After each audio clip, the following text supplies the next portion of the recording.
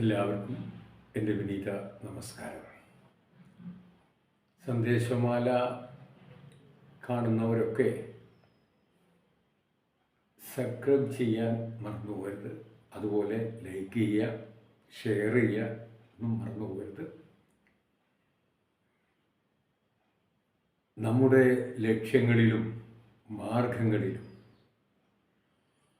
സംശുദ്ധിയും ആത്മാർത്ഥതയും ഉള്ളിടത്തോളം വിമർശനങ്ങൾക്കും പരിഹാസങ്ങൾക്കും ഒരാളെയും തളർത്താനാവില്ല. നമുക്ക് ഓരോരുത്തർക്കും ഓരോ കഥകളുണ്ട്.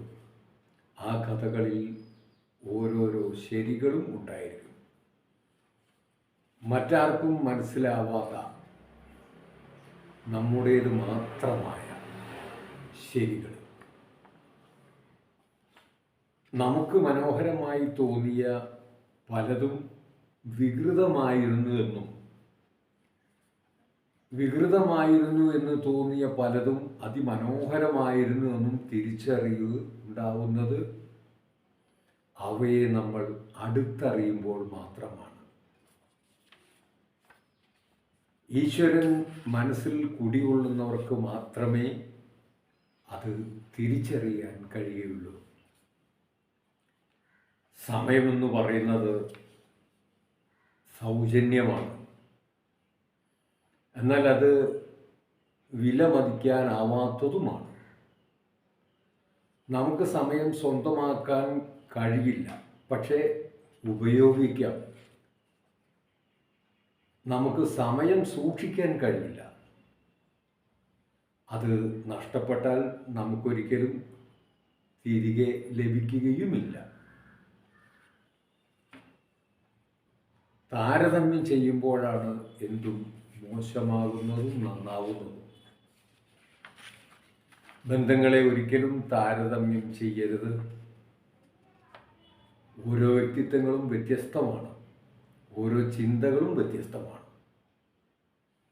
നാം ആഗ്രഹിക്കുന്നത് ചെലവേറിയതാണ്, എന്നാൽ നമ്മെ യഥാർത്ഥത്തിൽ തൃപ്തിപ്പെടുത്തുന്ന കാര്യങ്ങൾ തികച്ചും സൗജന്യവുമാണ് എന്നതാണ് സത്യം. സ്നേഹം, ചിരി, നല്ല ബന്ധങ്ങൾ ഇതെല്ലാം തികച്ചും സൗജന്യമാണ്.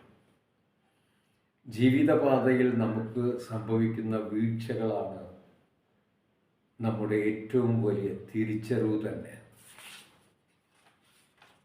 നമ്മൾ ആരാണെന്ന് സ്വയം മനസ്സിലാക്കുവാനുള്ള അവസരം. ഒറ്റപ്പെടൽ ഒരിക്കലും ജീവിതത്തിലെ ഇരുട്ടല്ല. അത് പലരെയും തിരിച്ചറിയാനുള്ള പ്രകാശമാണ്. എല്ലാവർക്കും ഹൃദയമുണ്ട്, അതിനെ തൊട്ടറിയാൻ കഴിയണം.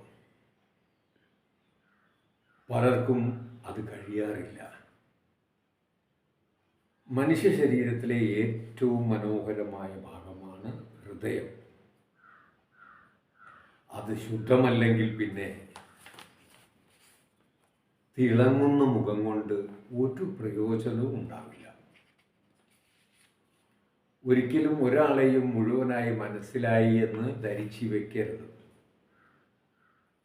എത്രയൊക്കെ പ്രിയപ്പെട്ടവരാണെങ്കിലും അവസ്ഥയോ സാഹചര്യമോ മാറുമ്പോൾ അവരുടെ മറ്റൊരു മുഖം കൂടി നമുക്ക് കാണേണ്ടി വരും. ചിലർ പുറം ചട്ട നോക്കി വിലയിരുത്തും, മറ്റു ചിലരാവട്ടെ ആമുഖം നോക്കി വിലയിരുത്തും.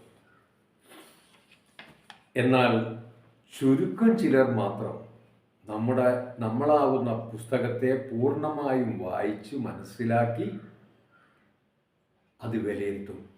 അങ്ങനെയുള്ളവർ എന്നും നമ്മുടെ കൂടെ ഉണ്ടാവുകയും ചെയ്യും.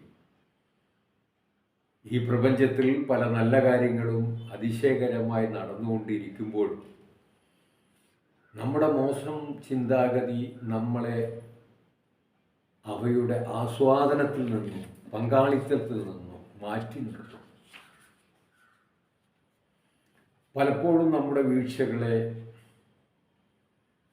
വീഴ്ചകളുടെ ഉത്തരവാദിത്വം നമ്മൾ മറ്റുള്ളവരുടെ മുകളിൽ ചാരുകയാണ് ചെയ്യാറ്. സാഹചര്യത്തെ പഴിച്ച് കൈയൊഴുകുകയും ചെയ്യും.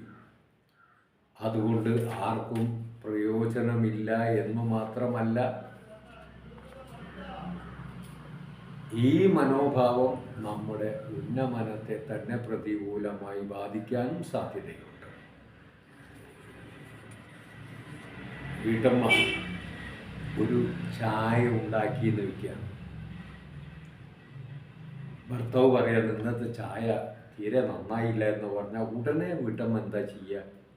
ചായപ്പൊടി നന്നായില്ല, ആ കുറ്റം ചായപ്പൊടിയിലേക്ക് അങ്ങോട്ട് ചാർത്തി കൊടുക്കും. ഇന്നലെയും മെനയാന്ന് ഒക്കെ ഉണ്ടാക്കിയ ചായപ്പൊടി തന്നെയാണ് അന്ന് ഇട്ടത്, എന്നാലും പറയുക അങ്ങനെയാണ്.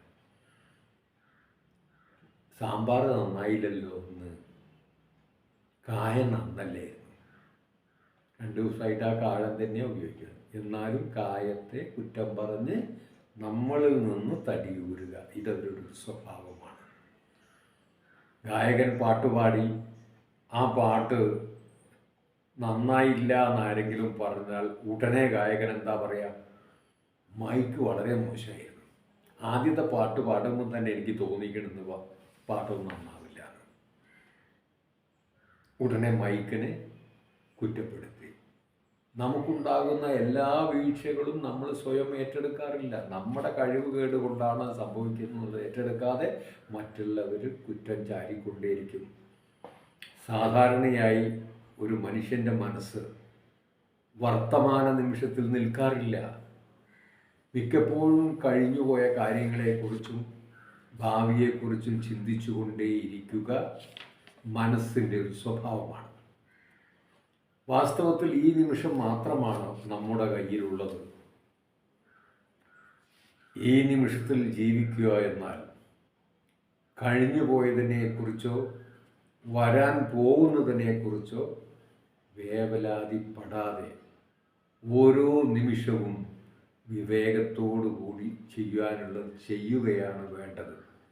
അങ്ങനെയല്ലേ വേണ്ടത് എന്ന് ഒന്ന് വെറുതെ ചിന്തിക്കുക.